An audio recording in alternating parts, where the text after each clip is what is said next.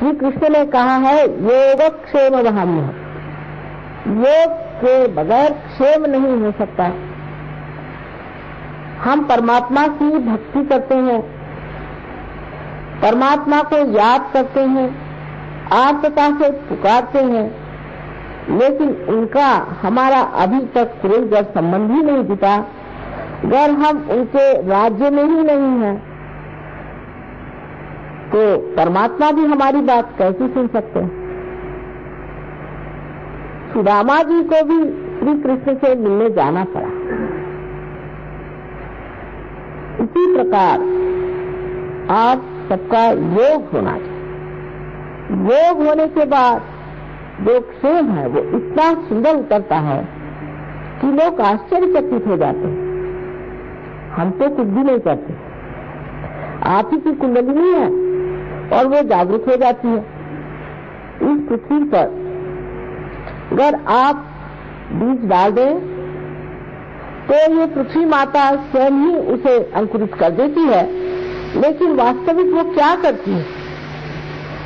आप ही बीज हैं और आप ही अंकुर हैं और आप ही शक्ति है, सिर्फ उसकी चालना मात्र करने की है।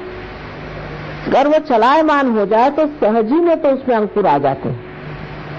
तो कुंडलिनी का जागरण भी एक जीवंत क्रिया है। इसे हम समझ नहीं पाते कि परमात्मा एक जीवंत शक्ति है और ये एक जीवंत क्रिया है। चारों तरफ परमात्मा का आपको प्रकाश दिखाई देता है। हर ऋतु में जैसे अलग अलग के फल आते हैं, अलग अलग की सृष्टि होती है, आप लोग अलग अलग तरह के गाने गाते हैं। ये जो करने वाला है, जो ये फूलों से फल बनाने वाला है, जो अनंत से जीवंत कार्य हमारे अंदर करता है, ऐसी शक्ति नहीं है ये कहना बहुत उद्दाम बात है। ऐसा सोचना तक अत्यंत उद्दामता की बात है। नम्रतापूर्वक सोचना चाहिए कि आखिर जो ये सृष्टि बनाई है इसमें से हम तो अणु भी नहीं बना सकते, हमें चाहे तो एक लकड़ी भी नहीं बना सकते। लकड़ी से लकड़ी बना सकते हैं, पत्थर से पत्थर बना सकते हैं, एक मरी हुई चीज से दूसरी मरी हुई चीज हम बना सकते हैं, लेकिन एक भी जीवंत कार्य तो आप कर नहीं सकते। मरा हुआ भी कार्य आप बना के दिखा दें कि एक चीज हमने खुद बनाई तो आप बना नहीं सकते। फिर इतना अहंकार मनुष्य में हो गया है कि वो सोचता है परमात्मा ही नहीं है। लेकिन ऐसे भक्तगण जो परमात्मा में आस्तिकता रखते हैं, ऐसे श्रद्धापूर्ण तरीके से गाना गाते हैं, ये देख करके जो मैंने एक साल पहले कहा था कि मुझे तो यहाँ के ग्रामों में ले चलो, शहरों से मेरा जी उठ गया, ये बात सत्य है।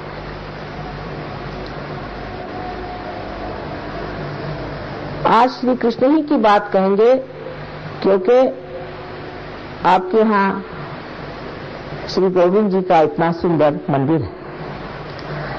श्री कृष्ण जी ने किस तरह से सहयोग किया था। जब वो छोटे से थे तो गोपियों को छेड़ते रहते थे। जब वो घघरी भर के अपने सर पे चलती थी तो उसको कंकड़ मार के तोड़ देती। ये उनकी लीला जो थी, ये जो चुड़ैल थी, इसके पीछे में बहुत बड़ा कार्य था। उस जमुना जी में जिस राधा जी के पैर होते थे, वो राधा जी स्वयं राधा, रा माने शक्ति और धा माने धारणा करने वाली, उस शक्ति के पैर उसमें पड़ते थे। उसका पानी ही गंगा जल जैसे पवित्र हो गया, उसमें चैतन्य आ गया। वो पानी भर के जब गोपियां चलती थी तो उनके कंकड़ मार के जो पानी उनके पीठ पर गिरता था, उससे उनकी कुंडलिनी जागृत करती थी। इसीलिए उनको लीलाधर कहे। जब रास रा माने शक्ति और स उसके सहित, शक्ति के सहित जब वो नृत्य करते थे तब भी उनके अंदर से चैतन्य बह करके सबके अंदर जाता था और उनकी कुंडलिनी जागृत होती थी। उस जमाने में न तो ऐसी पब्लिक थी, न ऐसे लोग थे जो बैठ करके किसी के भाषण सुनते, न ऐसी जनता थी जो परमात्मा के खोज में घंटों बैठ करके सुनती की चीज क्या है। मनोरंजन के साथ ही उन्होंने अपने लीला के साथ ही लोगों की कुंडलिनी जागरूक की। इसी श्री कृष्ण ने भी ये बताया है कि हमारी जो चेतना है, मनुष्य की जो चेतना है, इसका वृक्ष नीचे की ओर अधोगति पर जाता है। इसीलिए आप देखते हैं कि जो पाश्चिमात्य देश हैं, जो परदेशी लोग हैं, इनके देशों में जाकर देखिए तो नर खड़ा रखा हुआ, उनको कोई पाप पुण्य का विचार नहीं, मां बहन का विचार नहीं, किसी भी धर्म का विचार नहीं, पूर्णतः अधोगति में घुस गए। उनसे अपने को कुछ सीखने का नहीं, क्योंकि इसकी जड़ें अपने मस्तिष्क में है। ऊर्ध्वगति को प्राप्त होना चाहिए। ऊर्ध्वगति प्राप्त कैसे होगी? उसके लिए कुंडलिनी का जागरण करना चाहिए। महाराष्ट्र में ज्ञानेश्वर जी बड़े भारी संत हो गए। जब उन्होंने ज्ञानेश्वरी लिखी तो गीता पे ही आख्यान है, लेकिन उसमें खोल कर उन्होंने लिख दिया कि ये कार्य कुंडलिनी के जागरण से ही होता है। उस पर लोगों ने ये बंधन लगाया कि जो 6वां अध्याय है जिसमें लिखा गया है वो पढ़ना ही नहीं, बाकी चाहे जो करते रहिए। तो सब लोग मुंह में तंबाकू रख करके मीलों चल करके विट्ठल के मंदिर में विट्ठल विट्ठल विट्ठल चले जाना, पगला जाते हैं। कहते सर फोड़ डाला हमने। एक मुसलमान थे, शेख करके कहने लगे माँ नमाज पढ़ पढ़ के घुटने फट गए, पैदल चल चल के पैर फट गए, विट्ठल कहते कहते गला बैठ गया, लेकिन विट्ठल मिला नहीं। उसको कहीं जाने की जरूरत नहीं है, आप ही के अंदर सब कुछ समाया हुआ है। आप ही के अंदर शिव विट्ठल सारे देवी देवताएं बैठे हुए हैं। परमात्मा ने आपको अपने ही स्वरूप बनाया हुआ है, सिर्फ उस शक्ति को आपको जानना है, और ये कार्य सहज ही होना चाहिए। जैसे कल कोई साहब कह रहे थे कि ये तो बड़ा कठिन कार्य लोग कहते हैं, मैंने कहा कहने वाले कहते होंगे, लेकिन असलियत ये है कि जो मूलभूत चीज है वो सहज होनी चाहिए। जो जीवंत चीज है वो सहज होनी चाहिए, ये इसकी पहचान है। कल अगर आपको श्वास लेने के लिए किसी गुरु को बनाना पड़े और आपको जाकर के किताबें पढ़नी पड़े तो कितने लोग जीवित रहेंगे। इसी प्रकार ये एक जीवंत क्रिया सहज, सह माने आपके साथ पैदा हुआ, ऐसा ये योग का आपका जन्म सिद्ध अधिकार है। लेकिन उसको प्राप्त होने के लिए एक नम्रता चाहिए कि हमने अभी तक इसे प्राप्त नहीं किया, इसे हमें प्राप्त करना है बस। उसके बाद ये कुंडलिनी जो कि त्रिकोणाकार अस्थि में सुप्तावस्था में है, आपको आप जागृत होकर के आपके ब्रह्मरंध्र को छेदन कर देते। श्री आदि शंकराचार्य ने शुरुआत में एक बड़ा सुंदर विवेक चूड़ामणि नाम का ग्रंथ लिखा था। उसके बाद उनके अनेक इस तरह के ग्रंथ हुए। अंत में वो थक गए क्योंकि एक शर्मा नाम के बड़े भारी विद्वान थे, उन्होंने उनसे बहुत वाद विवाद किया। वो तंग आ गए, इन बुद्धिमान लोगों से कैसे बताया जाए कि तुम्हारे बुद्धि में प्रकाश ही नहीं, तुम बात क्या कर रहे हो भाई। अंत में उन्होंने सौंदर्य लहरी नाम का एक बड़ा सुंदर ग्रंथ लिखा है जिसमें सिर्फ मां की स्थिति लिखी है और हर श्लोक जो है एक मंत्र है। उस मंत्र के जागरण से आपकी कुंडली जागृत होनी चाहिए। लेकिन ये सब चीज परमात्मा के शास्त्र के अनुसार है। ऐसे नहीं कि किसी ने आपको मंत्र दे दिया राम कहो राम कहो। नारद ने दिया हुआ मंत्र दूसरा होता है, लेकिन हर आदमी आता है कहता है तुम राम कहो। राम क्यों कहो पूछिए। राम का भी एक चक्र है, श्री राम का चक्र है। क्या आपका वो चक्र खराब हो गया है जिस वजह से कह रहे श्री राम को? हर एक चक्र पे एक एक देवी देवता बैठे हुए हैं। जो इसे जानता है और समझता है उसी को ये कार्य करना चाहिए। जिस वक्त कुंडलिनी का जागरण हो जाता है तो ये षट चक्रों को छेदती हुई ब्रह्मरंध्र को छेदती है और सर में से ठंडी ठंडी हवा, आपके अपने सर में से ठंडी ठंडी हवा, जिसको श्री शंकराचार्य ने सलीलम सलीलम, ठंडी ठंडी हवा कहा। जितने भी धर्मों कि आप पुस्तक पढ़िए, जितने भी धर्म हो गए, सब धर्मों में इसका वर्णन है कि आपका फिर से जन्म होना चाहिए। ब्राह्मण को भी द्विज कहा गया है, माने जिसका फिर से जन्म हुआ, माने कोई झूठ मूठ का जन्म नहीं होता है, असलियत का जन्म। माने ये कि आपका ब्रह्मरंध्र छेद करके कुंडलिनी का जब जागरण होता है तो आपका दूसरा जन्म होता है कि आप आत्मा स्वरूप हो जाते हैं। इस जीव का शिव से जब योग घटित होगा तभी वो योग होता है। वो कुछ कहने से कि हम योगी हैं, आप योगी नहीं हो जाते। आप योगी हैं तो आपके अंदर शक्ति क्या है?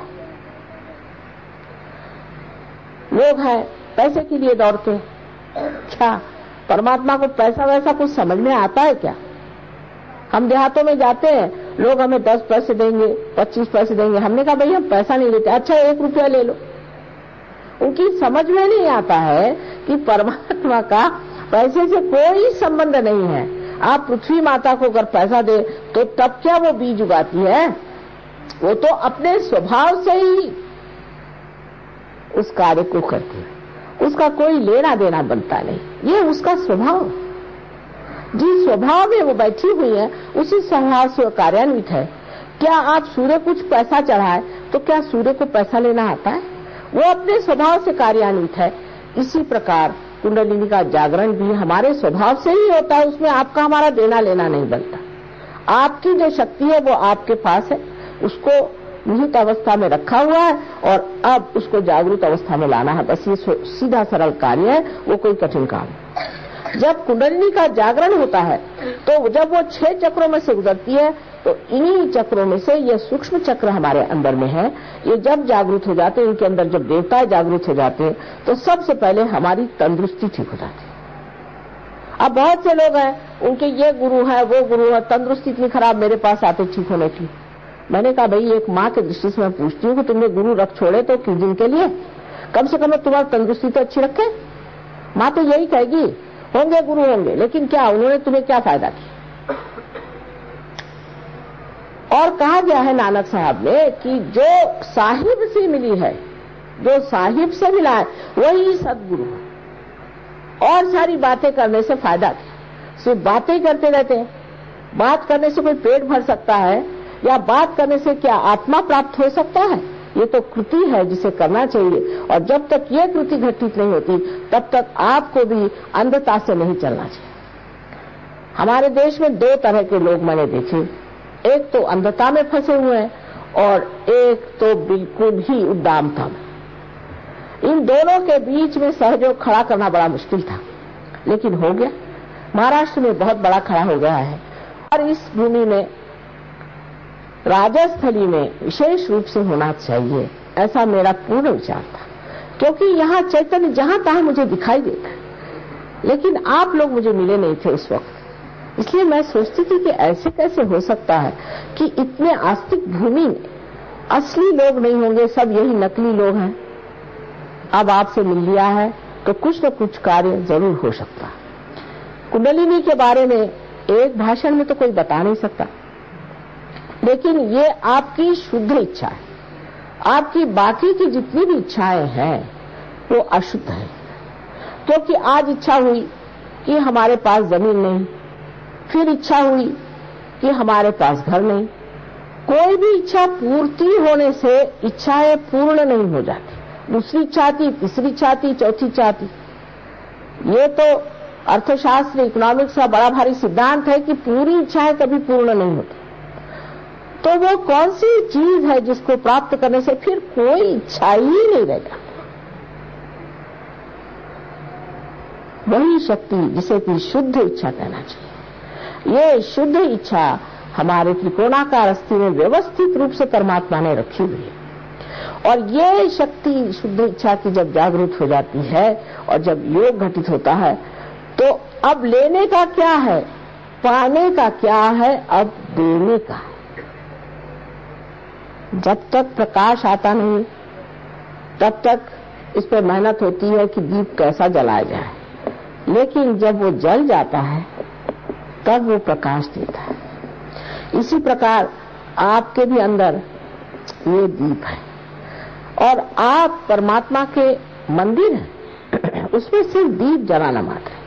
अब लोग कहते हैं आप पापी हैं, आपने ये पाप कर्म किया, वो पाप कर्म किया, इसलिए भोग रहे हैं, वो कर रहे हैं, इसलिए इतना रुपया चढ़ाओ, पैसा चढ़ाओ। ये सब बेकार बात है। परमात्मा ने आपको मनुष्य स्थिति में ला दिया। पशु माने जो पाश में है उससे ला करके स्वतंत्रता में रख दिया है।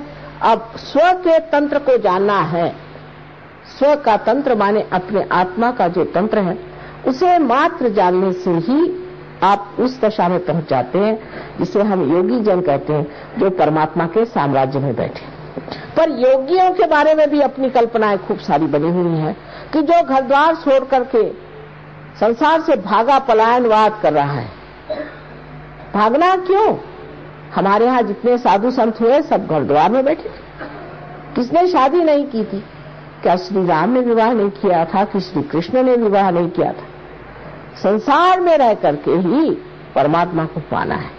इससे भागने वाले कभी परमात्मा को नहीं पा सकते। भगेड़ू लोगों को क्या मिल सकती है शक्ति?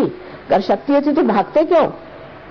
इसमें कोई भी चीज ऐसी नहीं है जिसे आपको छोड़ना है, लेकिन जो चीज अपने चेतना के विरोध में बैठती है वो अपने आप छूट जाएगी। मैं बताऊंगी नहीं, बस इस गली में आप आ जाइए, अपने आप सब बातें छूट जाएंगी। मुझे कहना नहीं पड़ेगा, मैं कहूंगी नहीं तो आधे लोग शायद उठ के ही चले जाए। अपने ही आप काम बन जाएगा। आपके अंदर जब ये टिमटिमाता हुआ दिया आ जाएगा, आप खुद ही देख लेंगे, आप स्वयं शक्तिशाली हो जाएंगे और आप स्वयं अपने गुरु हो जाएंगे और आप जान जाइएगा कि ये चीज क्या है, क्योंकि आपके हाथों से ही चैतन्य बहना शुरू होगा। ये जो सर्वव्यापी चैतन्य शक्ति है जिससे सारे जीवंत कार्य संसार में होते हैं, वो पहली मर्तबा वो सूक्ष्म शक्ति आपके हाथ में लगेगी और आप आश्चर्यचकित होंगे कि माँ ये क्या शक्ति है। अब बस इतना बताना है कि अगर इस उंगली में जलन हुई या इस उंगली में ठंडक आई या इस उंगली में कुछ हुआ तो ये कौन सा चक्र है। इस तरह से 5, 6 और 7 चक्र हमारे अंदर जो है वो इस हाथ में और इस हाथ में, इधर भावना और इच्छाएं और इधर शरीर और बुद्धि, जिसको कि हम कहते हैं कि कार्य शक्ति। तो इधर जो है इच्छा शक्ति है और इधर कार्य शक्ति है। ये दोनों शक्तियां के बीच में जो शक्ति है वो धर्म शक्ति है। इसका ये मतलब नहीं धर्म शक्ति का कि आप ढकोसलेबाजी करें। धर्म जो है वो हमारे अंदर का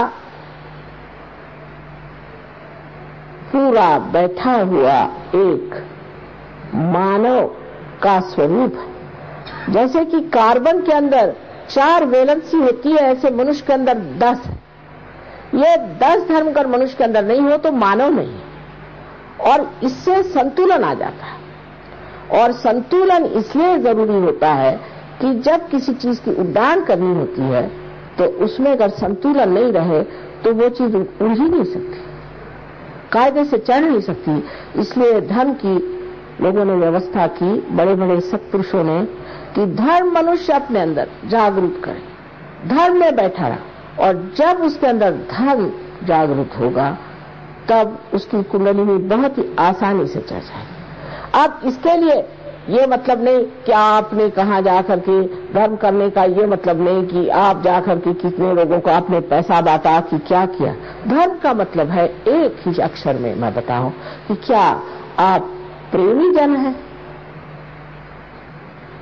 प्रेम यही आत्मा का स्वरूप है, उसका प्रकाश सत्य है, लेकिन प्रेम परमात्मा ने किया, इसीलिए सारी सृष्टि रची और आपको बनाया और उसी प्रेम में ही उसने आपका सत्कार किया हुआ है, आपको आवाहन किया है कि आप उनके दरबार में पधारें और व्यवस्थित रूप से अपने कृपालु पिता का जो कुछ आशीर्वाद है उसका पूरी तरह से उपभोग लें।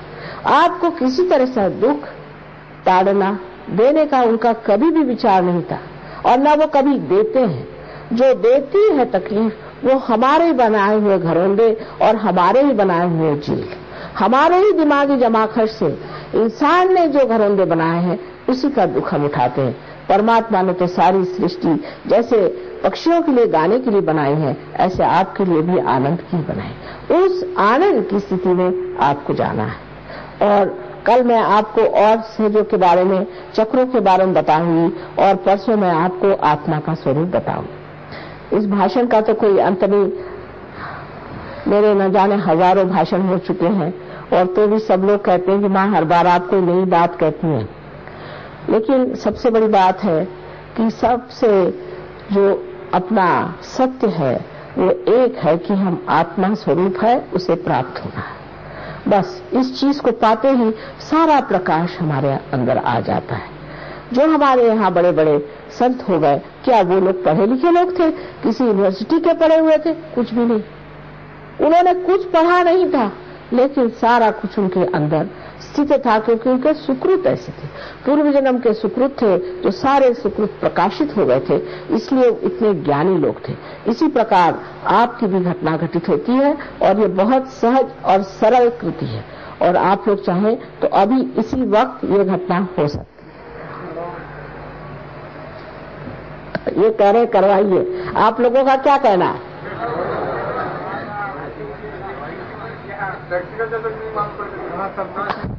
हाँ, प्रत्यक्ष ही होना है।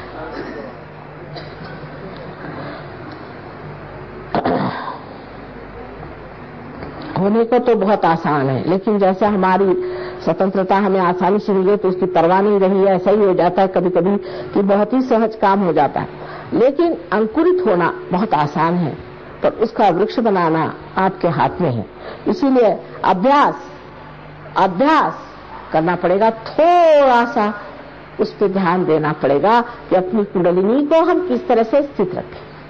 अगर ये आप सीख लें तो आप स्वयं एक से एक गुरु हो जाएं।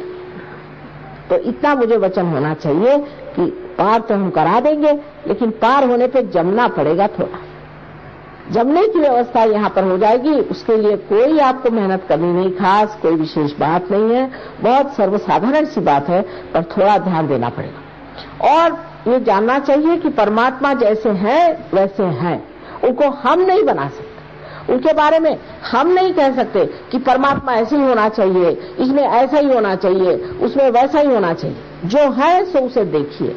जैसे कि एक साइंस का आदमी होता है, वो आंख खोल करके देखता है कि आगे क्या चीज है, इसी प्रकार परमात्मा को भी देख कर जानिए। ये नहीं कि हमारे बाप दादों ने कहा, हमने फलानी किताब में पढ़ा, ये बात नहीं। जो सत्य है उसका प्रत्यक्ष होना चाहिए।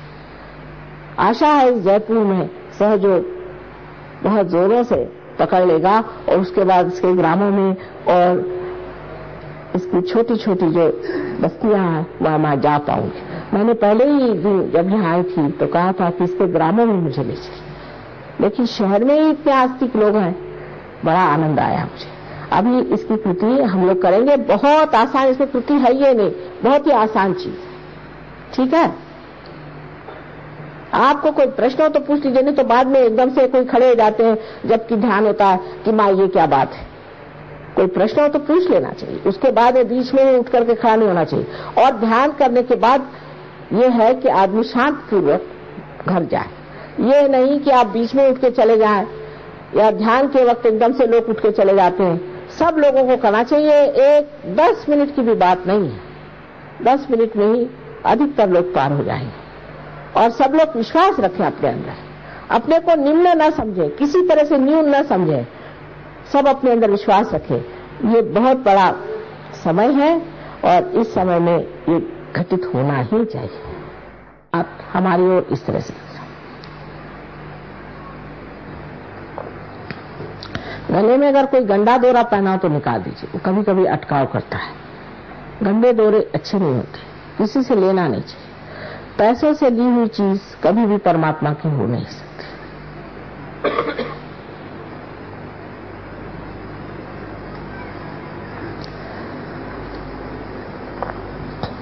अब मैं आपसे कहूंगी कि आप अपना ये हाथ, यहाँ पे क्या कहते हैं, लेफ्ट को, मतलब हर जगह बायां ही कहते हैं, हाँ लेफ्ट को, लेफ्ट बायां हाथ, क्योंकि हर एक भाषा में मैं देखती हूँ, हिंदी में हर बार बायां और इसे बायां। ये तो हमारे यहाँ भी कहते हैं बाया दाया, इसे बायां और इसे दाया कहते हैं, पर अब तो गुजराती भाषा में अलग है। ये बायां हाथ हमारी ओर करी और दायां हाथ जो है उसे जमीन पर रखते, जमीन पर, इस पृथ्वी पर, इस पृथ्वी मां। अब श्री गणेश जी को स्मरण करना चाहिए, क्योंकि कोई भी कार्य करने से पहले उनको स्मरण करना बहुत जरूरी है। श्री गणेश जी को स्मरण करके आप बायां हाथ मेरी ओर और दायां हाथ जमीन पर रख दीजिए। सब लोग इत्मीनान से पहले बैठ जाएं। पृथ्वी मां का बड़ा हमारे ऊपर उपकार है, विशेषकर इस भारत भूमि का।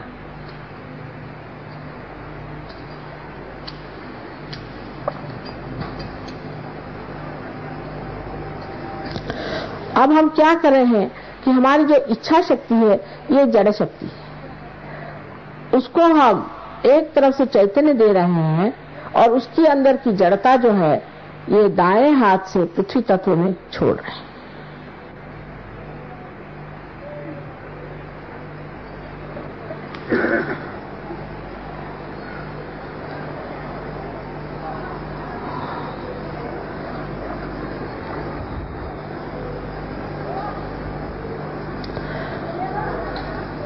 अब ये दायां हाथ हमारे ओर करें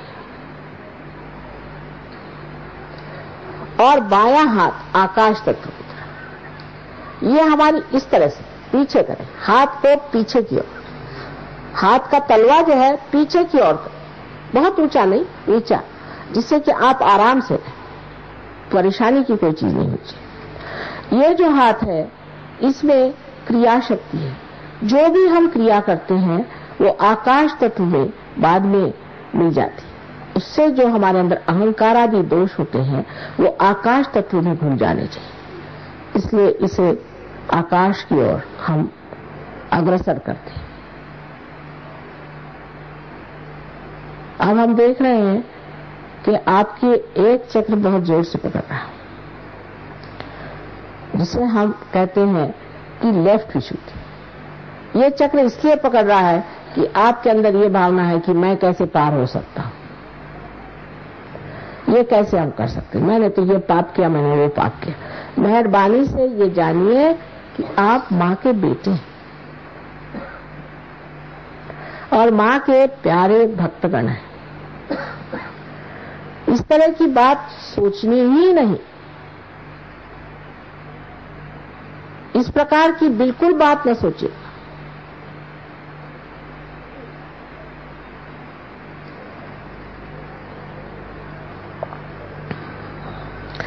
अब आप लोगों को दोनों हाथ इस तरह से कर लेना चाहिए और मैं दिखाती हूं आपको कि किस तरह से आप अपनी कुंडलिनी स्वयं जागृत कर सकते हैं। बहुत आसान है। अब हमने संतुलन स्थापित कर लिया। बहुत से लोगों के अभी ठंडक ठंडक हाथ में आ रही है, आइए अभी। अब देखिए कि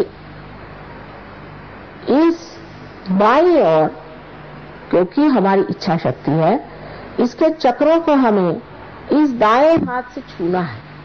सो ये किस तरह से? बहुत आसान। हृदय में हमारे आत्मा का वास है, मैं आपको बताऊंगी एक के बाद एक। उसके बाद पेट के ऊपरी हिस्से में गुरु का तत्व है, उसके निचले हिस्से में शुद्ध विद्या का तत्व है। फिर ऊपर जाते वक्त इसी प्रकार जब आप यहां पर आ जाते हैं, ये विशुद्धि का चक्र श्री कृष्ण का है। सब सृष्टि उनके लिए लीलामय है, तो हम किस चीज का रोना लेकर बैठे हैं? जब सब चीज एक लीला है और हम उसके सिर्फ साक्षी मात्र हैं, तो क्यों हम अपने को नीचे गिरा के देखते हैं कि हमने ये दुख दिया है और हम ऐसे पापी हैं और हम ऐसे खराब हैं? ये चक्र यहाँ इस तरह से पकड़ना होगा। जैसे कि आप देखिए, हाथ को इधर ले जाए सामने से, बहुत से लोग पीछे से पकड़ते, गलत है। इस तरह से पकड़, सीधा पीछे की तरफ ले जा। ये बहुत जोरों को पकड़ रहा है इस वक्त।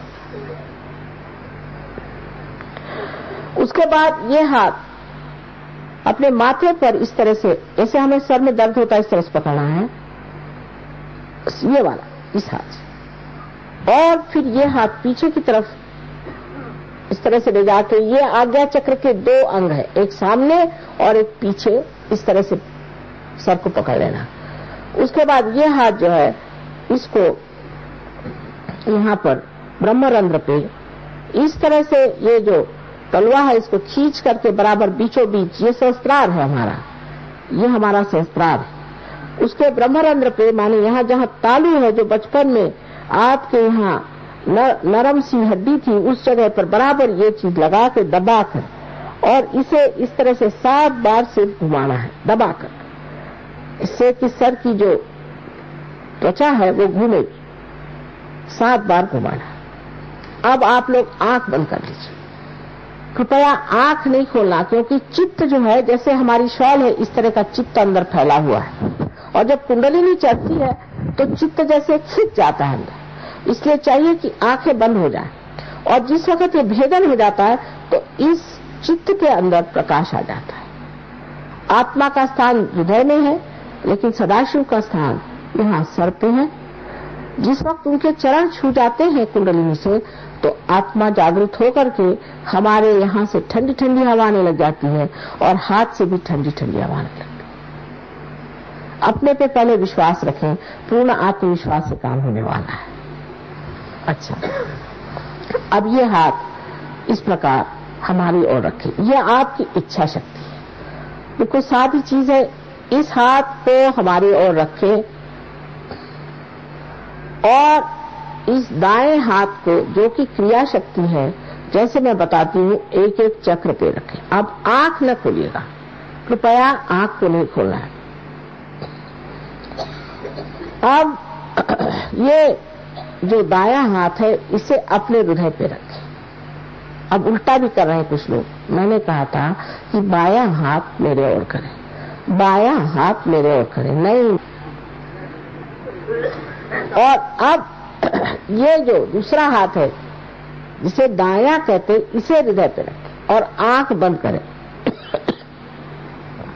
आप प्रसन्न चित्त बैठे, प्रसन्न चित्त बैठना चाहिए, क्योंकि सारे जन्म जन्मांतर का जो फल है आज फलद्रूप होने वाला है, इसलिए प्रसन्न चित्त बैठे, कोई भी घबराने की चीज नहीं। कुंडलिनी आपकी माँ है, आपकी अलग अलग व्यक्तिगत माँ है, और वो आपको इतने प्यार से पुनर्जन्म देती है कि आपको आश्चर्य होगा। अब इस दाएं हाथ को हृदय पे रख के और मन में कहिए पूर्ण श्रद्धा के साथ, एक सवाल मुझसे पूछना होगा कि माँ, क्या मैं आत्मा हूँ? ये सवाल पूछिए, पूर्ण हृदय से पूछे, माँ क्या मैं आत्मा हूँ? मन में पूछिए, जोर से नहीं, नहीं जोर से नहीं पूछिए, मन में पूछिए।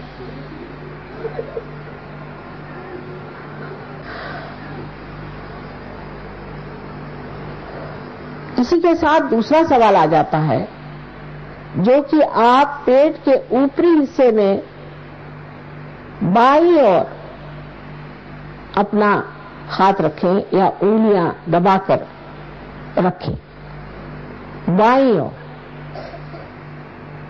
दायां। अब दूसरा सवाल ये पूछिए आप अपने से, माँ क्या मैं अपना गुरु हूँ? माँ मैं क्या स्वयं का गुरु हूँ? अगर आप आत्मा है तो दूसरा सवाल उसके साथ ही चलता है। पूछिए, 3 बार पूछिए पूर्ण विश्वास के साथ।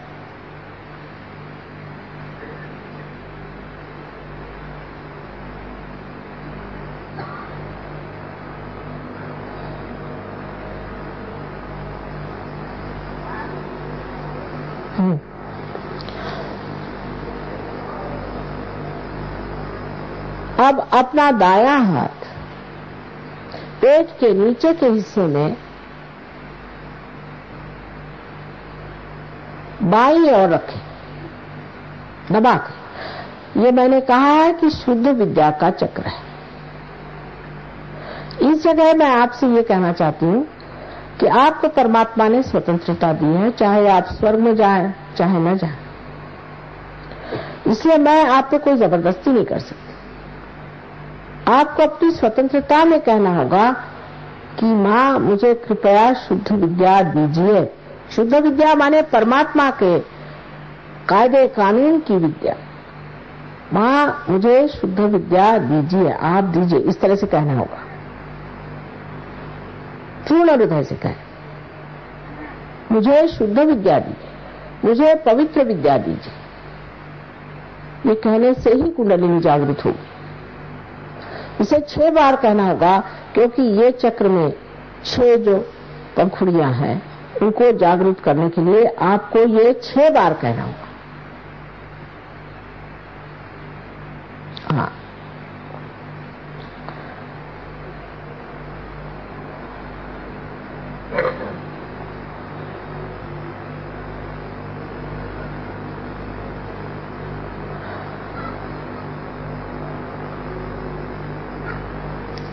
अब कुंडलिनी का जागरण भी हो गया तो भी उनके चक्रों को पूरे खोले बगैर वो ऊपर चढ़ नहीं सकती हैं। इसलिए ये जो दायां हाथ है इसे उठा करके पेट के ऊपरी हिस्से में बाईं ओर फिर से रखा जाए, जहां गुरु का तत्व है, और दबाया जाए। इस जगह क्योंकि ये गुरु का तत्व है, आपको पूर्ण विश्वास के साथ कहना होगा कि माँ मैं स्वयं का गुरु हूं। ये मानना पड़ेगी बात। ये आप 10 मरतबा कहिए, माँ मैं स्वयं का गुरु हूं। ये 10 मरतबा कहिए।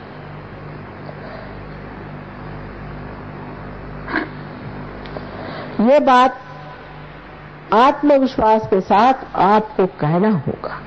ये गुरु का तत्व अनेक सदगुरुओं ने बनाया हुआ है। विशेषकर 10 महान गुरु जो इस संसार में बार बार जन्म लेते हैं,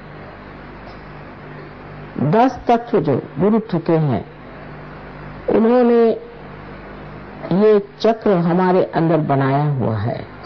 इसलिए कहना होगा कि माँ मैं स्वयं का गुरु हूं। इसे 10 बार कहिए, लेकिन अपने पर पूरा विश्वास रख के कहिएगा।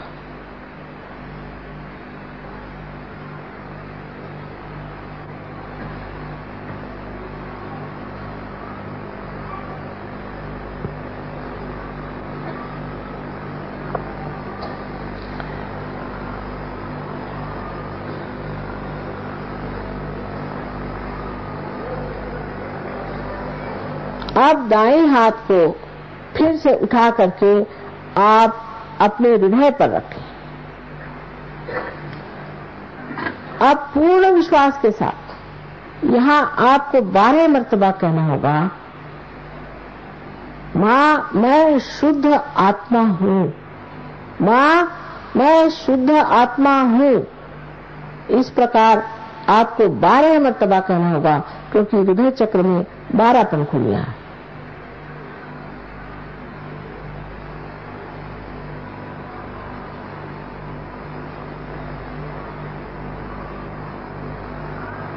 जिसे कहते हैं शिवोहम शिवोहम शिवोहम। मैं शुद्ध आत्मा। पूर्ण आत्मविश्वास के साथ ये बात कहनी चाहिए। एक बात और है कि परमात्मा जो है ये दया के सागर, करुणा के सागर, प्रेम के सागर हैं ही, लेकिन सबसे अधिक और महत्वपूर्ण क्षमा के सागर है।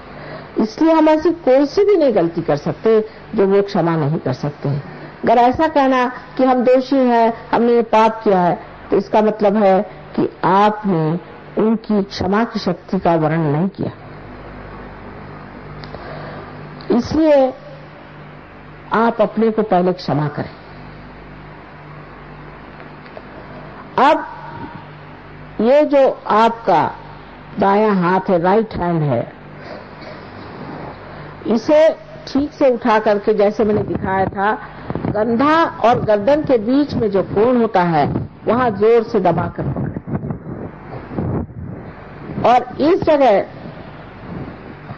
आपको कहना होगा पूर्ण आत्मविश्वास के साथ 16 मर्तबा, क्योंकि आप जानते हैं श्री कृष्ण की 16 कलाएं। कहना चाहिए कि माँ मैं दोषी नहीं हूँ, माँ मैंने कोई दोष नहीं, मैं पतित नहीं हूँ, मैं पापी नहीं हूँ, मैं दोषी नहीं हूँ। इस प्रकार 16 मर्तबा पूरे विश्वास के साथ आप कहिए। सामने से हाथ रख, नहीं सामने से हाथ रखिए, सामने से, इनसे भी कह राधे श्याम जी से, सामने से, सामने से। इस तरह से पीछे से हाथ नहीं लेना है, सामने से लीजिए, इस तरह से ऐसे घुमा के, जनऊ हाथ जिसे कहते हैं, हाँ इस तरह से लीजिए, इसे जनऊ हाथ कहते हैं। उस तरह से जब लाठी घुमाते वक्त जनऊ हाथ आपने देखा होगा, वो जनऊ हाथ। 16 मर्तबा कहिए अपने ऊपर पूर्ण विश्वास रखते हुए। प्रकृति माँ ऐसी हो सकता है क्या? हाँ, प्रकृति माँ मैं दोषी हूँ, उसका कोई विश्लेषण नहीं हो सकता।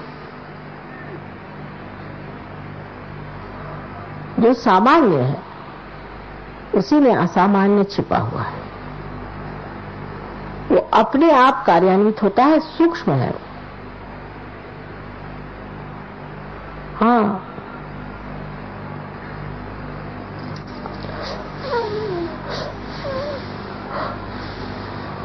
अब इस हाथ को अपने कपाल पर आड़ा रखें और दोनों तरफ से दबाएं, जैसे मैंने दिखाया था, जैसे हम सर दर्द के वक्त अपना सर दबाते।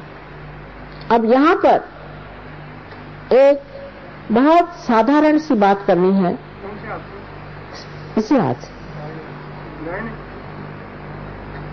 दाहिने हाथ से, दाहिने हाथ से।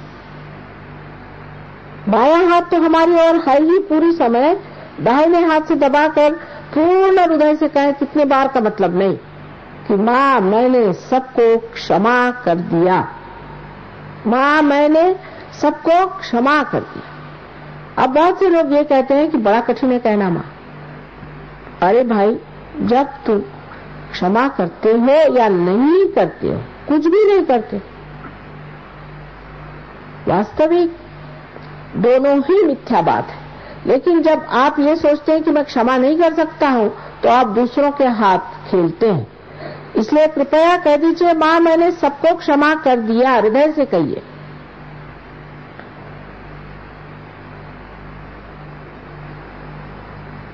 अब अपने समाधान के लिए आप इस हाथ को पीछे की ओर, सर के पीछे की ओर रख के जरा पीछे ऐसा हाथ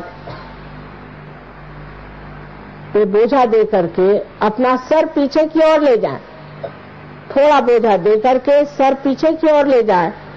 और इस वक्त एक बात कहे, पर किसी तरह का दोष या पाप अपने सर पे न लेते हुए सिर्फ एक बार कहे कि हे परमात्मा, हमने तुम्हारी शान में अगर कोई गलती कर दी हो तो उसकी क्षमा कर दीजिए, आपके समाधान के लिए। लेकिन कोई दोष और ये और हमने वो किया, ये जोड़ने की इस वक्त जरूरत नहीं है। पूरे हृदय से कहें कि हे परमात्मा, मेरी हाथ से कोई गलती हो गई हो, मैंने आपकी शान में कोई ऐसी गलत बात कर दी हो जो ठीक नहीं है, उसे आप कृपया क्षमा कर दीजिए।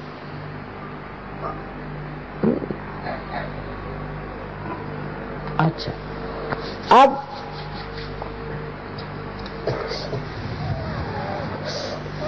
अब अपने हाथ को पूरी तरह से तनाव के साथ खोलें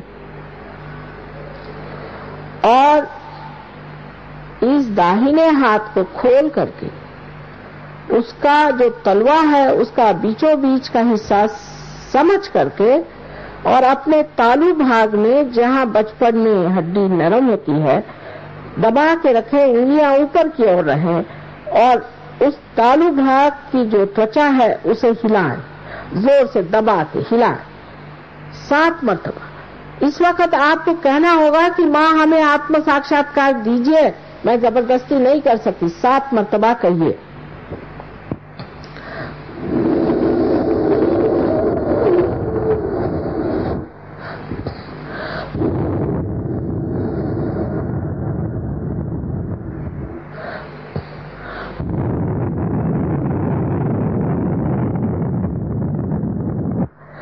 हाँ, हमें आप आत्म साक्षात्कार दीजिए, कृपया आत्म साक्षात्कार दीजिए।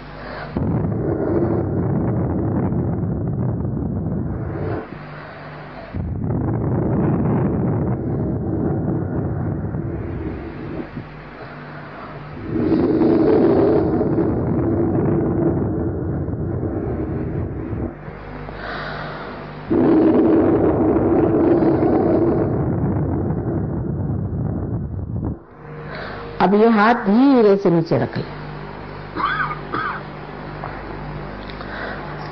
धीरे धीरे आंखें खोले, मेरी ओर देखे बगैर विचार किए हुए।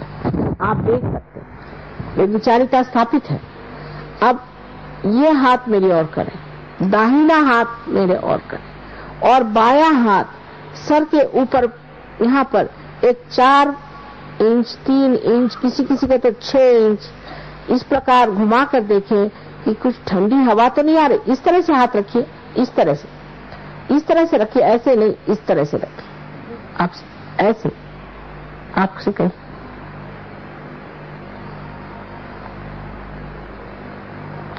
आ रही ठंडक नहीं? आप तो उल्टा ही करे जा रहे हैं तब से। ये हाथ मेरी ओर करें, हाँ, और इसे ऊपर रखिए, ऊपर में, ऊपर हाथ से अधांतरी ऊपर में रहना। आ रहे ठीक है, आनी चाहिए, ना ही नहीं करो। 1 मिनट शांतिपूर्वक निर्विचार में रहो। थोड़ा ऊपर करो, आएगी। अब ये हाथ मेरी ओर करें और अब देखिए आ रही ऊपर में।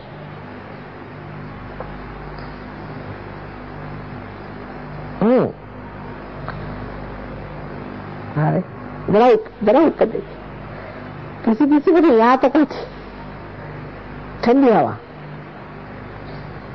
फिर से इस हाथ से देखिए एक बार फिर।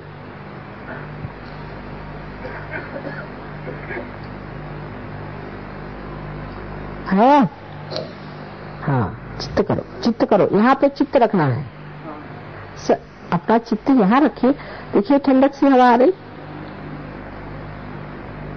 हाँ, अब ये दोनों हाथ आकाश की ओर करके ये पूछे कि क्या माँ ये परमात्मा की ब्रह्म शक्ति है, ये उनकी क्या प्रेम शक्ति है, क्या यही वो शक्ति है जिससे सारी सृष्टि चलती है?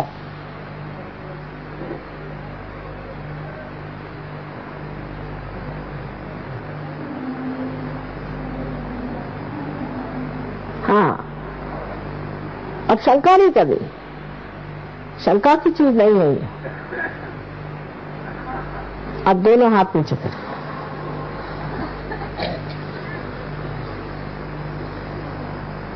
देखिए हाथ में ठंडक आ रही है।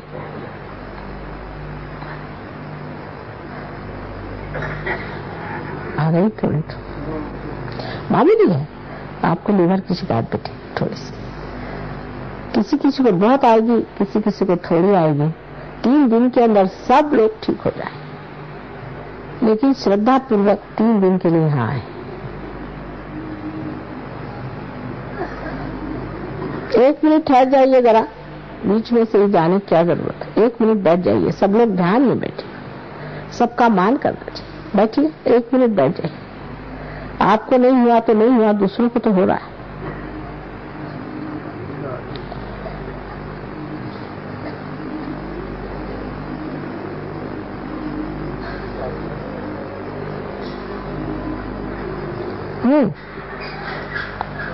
आ रही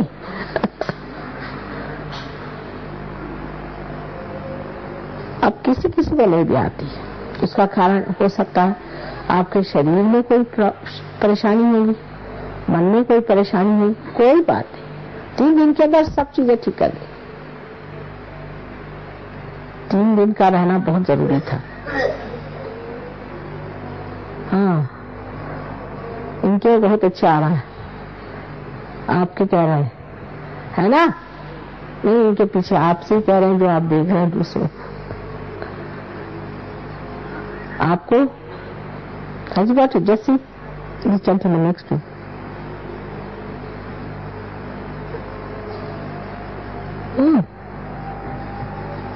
आपके अब हमारी ओर आप बिल्कुल विचार किए बगैर देख सकते हैं। यह निर्विचार समाधि है। इसके बाद निर्विकल्प, वो भी हो जाएगा। ये शुरुआत एकदम अत्यंत सूक्ष्म तरह से एक बाल की जैसी कुंडलिनी उठती है, जिसे ब्रह्मनाड़ी कहते हैं, उसके अंदर से, और फिर धीरे धीरे खोलते हुए चक्रों को जाती है। और भी जब चक्रों का प्रस्तार बढ़ जाता है तो कुंडलिनी के और भी जो अंग है वो खुलने लग जाते हैं, और अनेक सूत्रों से जो कुंडलिनी बनी हुई उसके अनेक सूत्र एक के बाद एक खुलने लग जाते हैं। शुरुआत करना चाहिए इसे। सारे संतों को हमारा नमस्कार।